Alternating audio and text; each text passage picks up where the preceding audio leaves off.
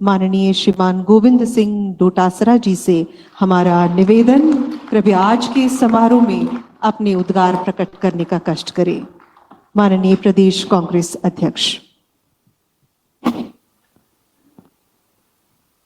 सरकार के 3 साल पूरे होने के उपलक्ष्य में आयोजित इस कार्यक्रम में आदरणीय मुख्यमंत्री अशोक गहलोत जी, तमाम मंत्रिमंडल के सभी मंत्री साहिबान, सभी अधिकारी साहिबान, कांग्रेस पार्टी के तमाम एमएलए साहिबान, पदाधिकारी, कार्यकर्ता, मीडिया के बंधु, मुख्य सचिव महोदय, डीजीपी साहब, सबसे पहले मैं पूरी सरकार में बैठे लोगों को कांग्रेस पार्टी के मुखिया के नाते सबको 3 साल सफलतापूर्वक पूरा करने पे बहुत बहुत बधाई देता हूं, बहुत बहुत शुभकामनाएं देता हूं। 3 साल पहले कांग्रेस पार्टी के कार्यकर्ताओं की मेहनत के कारण से राजस्थान की जनता ने आशीर्वाद दिया और कांग्रेस की सरकार बनाई। मुख्यमंत्री अशोक गहलोत जी के नेतृत्व में मंत्रिमंडल बना। सरकारी अधिकारियों के साथ मंत्रिपरिषद के हमारे साथियों ने, माननीय मुख्यमंत्री जी ने काम शुरू किया। हमारे नेता राहुल गांधी जी के वायदे के मुताबिक सबसे पहले सरकार ने उन किसानों का तमाम कर्ज माफ करने का काम किया जो कर्ज से बोझ से दबे हुए थे। और पिछली भाजपा की सरकार में जो वादा उन्होंने किया था 50,000 के ऋण का माफ का, लेकिन वो भी पूरा नहीं कर पाए थे, उसको भी पूरा किया। और विकास की गंगा बहने लगी, लोगों के काम होने लगे, एक से बढ़ करके एक योजनाएं लाई गई। आप देख सकते हैं कि किसानों के लिए कर्ज माफ के साथ साथ में 12,000 रुपए कृषि कनेक्शन वाले किसानों को 12 महीने में 1,000 रुपए एक माह में उसको बिजली का बिल नहीं देना पड़े। किसानों को जिस प्रकार की सुविधाएं मिलनी चाहिए थी उन सुविधाओं को देने का काम हमारी सरकार ने किया। बिजली के मामले में 1600 करोड़ रुपए सब्सिडी देकर के ये फैसला किया हमारी सरकार ने कि हम 1 पैसा भी किसानों का बिजली का नहीं बढ़ाएंगे। जो भी पैसा देना पड़ेगा वो हम लोग, हमारी सरकार देगी। चाहे 1600 करोड़ की सब्सिडी लगी, 1450 करोड़ की सब्सिडी बाद में जब 12,000 रुपए किसानों को 12 महीने में 1,000 रुपए के हिसाब से देने पड़े, उसके भी देने पड़े। कृषि के कनेक्शन 2.5 लाख लोगों को कनेक्शन देने का काम हुआ। कोरोना आया, कोरोना में बेहतर इंतजामात और ऐसी व्यवस्थाएं की गई कि पूरे प्रदेश में दिल्ली से लोग आ रहे थे, हरियाणा से आ रहे थे, कलकत्ता से आ रहे थे, दूसरे स्टेट से भी आकर के लोग ये कह रहे थे कि राजस्थान में बहुत अच्छे इंतजामात हैं कोरोना के समय में। तो आप देख सकते हैं कि जो निःशुल्क दवाइयां हमारी पूर्व की सरकार में चालू हुई थी उसका दायरा बढ़ाया, 40,000 रुपए तक के इंजेक्शन फ्री में देने का काम हुआ। बढ़िया से बढ़िया यहां पर मरीज को हॉस्पिटल में बेड मिले। सारी व्यवस्थाओं के साथ साथ में जो एक सामाजिक सुरक्षा का दायरा था हमारी सरकार ने जो पहले चालू किया था, वृद्धावस्था पेंशन, उसमें जो लोग वंचित रह गए थे या जिनको और जरूरत थी उनका दायरा बढ़ाया, पेंशन की राशि बढ़ाई, अच्छे तरीके से काम करने का काम किया। 1 रुपए किलो गेहूं, भूखा नहीं सोए, इंदिरा रसोई चालू की गई। आप देख सकते हैं एक से बढ़कर के एक बेरोजगारों को रोजगार देने में सरकार ने बहुत अच्छा काम किया। 1 लाख के लगभग सरकारी नौकरियां दी गई, 1 लाख के लगभग प्रक्रियाधीन है। जनवरी, फरवरी, मार्च से पहले एग्जाम्स होकर के उनको नौकरियां मिलेंगी। बेरोजगारों को बेरोजगार भत्ता दिया गया। जो गुजरों के आरक्षण का मामला था उसको भी निपटाया गया। ईडब्ल्यूएस को आरक्षण दिया गया।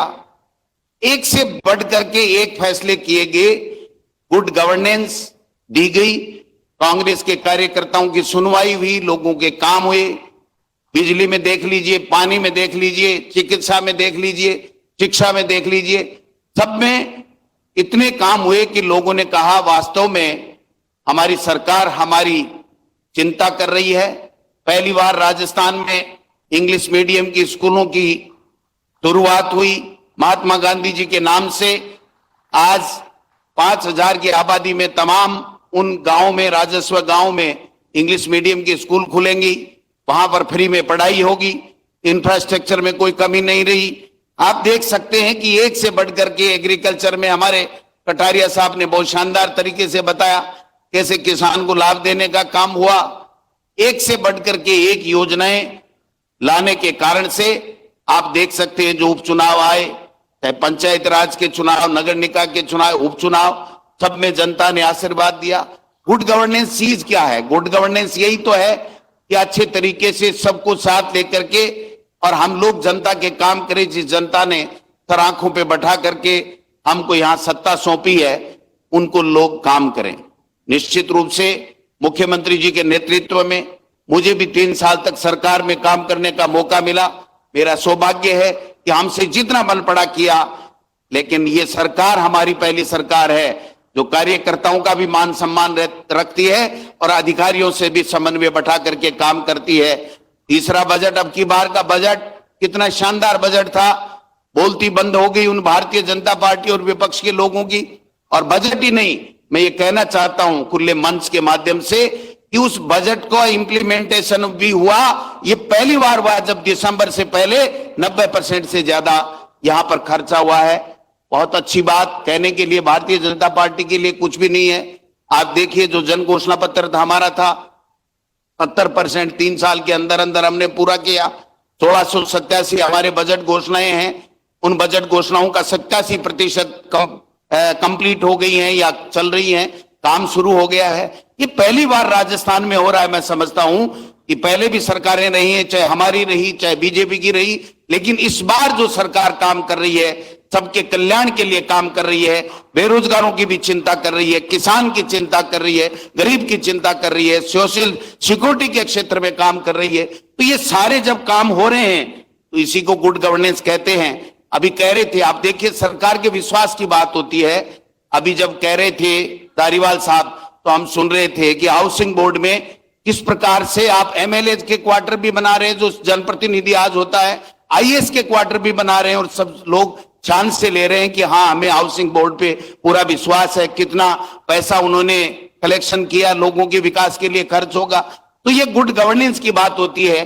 हमारी सरकारी स्कूलों में बच्चे और अभिभावक कतराते थे, आज लॉटरी से हमारी सरकार में एडमिशन हो रहे हैं सरकारी स्कूलों के अंदर। इससे बढ़िया और क्या बात हो सकती है।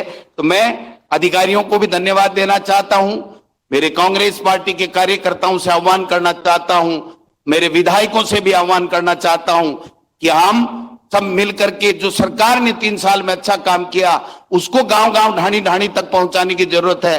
बुकलेट छपवाइए, बांटिए। जो भी मंत्री अधिकारी, जो भी मंत्री अगर जाता है जिलों में तो अपने विभाग का पोटला साथ में गाड़ी में रख करके जाए, इन हमारे कांग्रेस पार्टी के कार्यकर्ताओं को दे। हम लोग गांव गांव ढाणी ढाणी में जाकर के जो सरकार ने अच्छे काम किए उनका प्रचार प्रसार करेंगे। क्यों नहीं करेंगे, जब जनता को सुविधा मिलनी चाहिए। और सही मायने में गुड गवर्नेंस यही है कि जो सरकार की अच्छी अच्छी योजनाएं हैं उस योजनाओं का लाभ अंतिम छोर में गांव ढाणी में बैठे व्यक्ति को मिले। मुख्यमंत्री चिरंजीव योजना कितनी शानदार योजना आई है। लोग ये कहते हैं ये कैसे हो गया, 5 लाख तक का पूरा परिवार बीमित हो गया। आप समझ सकते हैं कि ऐसी ऐसी योजनाएं हमारी सरकार ला रही है। और बहुत अच्छी बात जो मैं कहना चाहता हूं कि जनप्रतिनिधि, मंत्री हो चाहे विधायक हो और हमारे सरकारी जो अधिकारी हैं, उनमें जो कोऑर्डिनेशन है, जो समन्वय है, ये गुड गवर्नेंस में हमारे लिए मील का पत्थर साबित होगा। मैं ज्यादा लंबी चौड़ी बात नहीं करके केवल इतना निवेदन करना चाहता हूं कि हम सबको जिम्मेदारी के साथ में गांव में जाना पड़ेगा, लोगों की सुननी पड़ेगी, लोगों के काम करने पड़ेंगे। जो मंत्री साहिबान हैं वो जब जिले में जाएं तो पार्टी के कार्यकर्ताओं से, आम जन से वो मिलेंगे, ज्यादा से ज्यादा वो बात बताएंगे, समस्या बताएंगे, उस समस्या का हम लोग समाधान करेंगे। हमारी सरकार की योजनाओं का पर्चा उनको देंगे कि ये योजनाएं हैं, कई योजनाएं तो ऐसी हैं माननीय मुख्यमंत्री जी कि इतनी शानदार हैं, लेकिन उनको गांव के लोगों को बताने की आवश्यकता है। तो मैं तो लंबी चौड़ी बात नहीं करके दो चीज और निवेदन करना चाहता हूं कि हम सबको एक साथ मिलकर के केंद्र की सरकार को यह बताना चाहिए कि आपको महंगाई कम करनी पड़ेगी, पेट्रोल डीजल में, दूसरी चीजों में आपको कीमत कम करने के लिए आपको काम करना पड़ेगा। हमारे 25 में से 25 सांसद हैं, उनको मजबूर करना पड़ेगा कि केंद्र की सरकार से आप योजना लाइए। अब जल जीवन जल मिशन आप बताइए, 50% हमारा, 50% केंद्र का, और अब तक प्रचार क्या हो रहा है कि साहब केंद्र की योजना है और गजेंद्र सिंह जी और मोदी जी लाए। नहीं, 50% हमारी सरकार देती है, तब जाकर के 50% का पैसा मिलता है। ये हमारे कार्यकर्ताओं को उनको बताना पड़ेगा। 25 सांसद कुछ नहीं कर रहे हैं, उनको बताना पड़ेगा। हमारा जीएसटी का पैसा रोक रखा है। गांव गांव ढाणी ढाणी में जहां भी मीडिया के लोग मिले उनके साथ में संवाद स्थापित कीजिए और बताइए कि ये केंद्र की सरकार जो कर रही है तानाशाही, उसके खिलाफ हमको आवाज उठानी पड़ेगी। आज राजस्थान में भारतीय जनता पार्टी कोई काम नहीं कर रही है, विपक्ष की कोई भूमिका नहीं निभा रही है।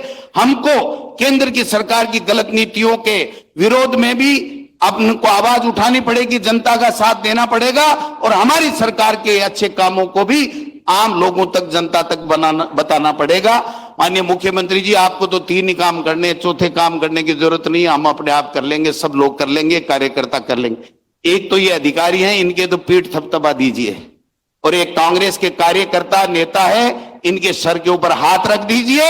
आप जिस गति के साथ में काम कर रहे हैं, कांग्रेस का कार्यकर्ता, पूरे प्रदेश के लोग आपके साथ कंधे से कंधा मिला करके हम उस गरीब की सेवा करेंगे, उस पीड़ित की सेवा करेंगे, हम उस महिला की सेवा करेंगे, हम उन बच्चों के लिए काम करेंगे जो आप में पूरा विश्वास रखते हैं।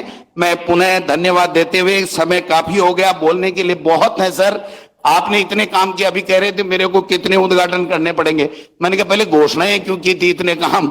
जब बजट में आपने घोषणाएं 1687 कर दी तो 1687 बार खटका दबाने के लिए तो आपको तैयार रहना ही पड़ेगा।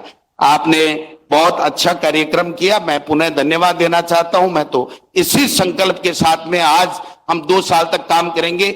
जो 3 साल काम किए हैं उससे दुगुने जोश के साथ में हम लोग काम करेंगे। गांव में जाएंगे, ढाणियों में जाएंगे, लोगों की सरकार की योजनाओं का कैसे लाभ मिले ये सुनिश्चित करेंगे, और केंद्र सरकार जो निकम्मी है उसको घेरने का काम भी करेंगे। आप देखिए, डीएपी और यूरिया केवल इसलिए हमको नहीं दी जा रही हमारे किसान को कि हमको सब्सिडी देनी पड़ेगी। इससे ज्यादा केंद्र की सरकार निकम्मी कोई हो नहीं सकती। इसको घेरने का काम कांग्रेस के कार्यकर्ता करेंगे।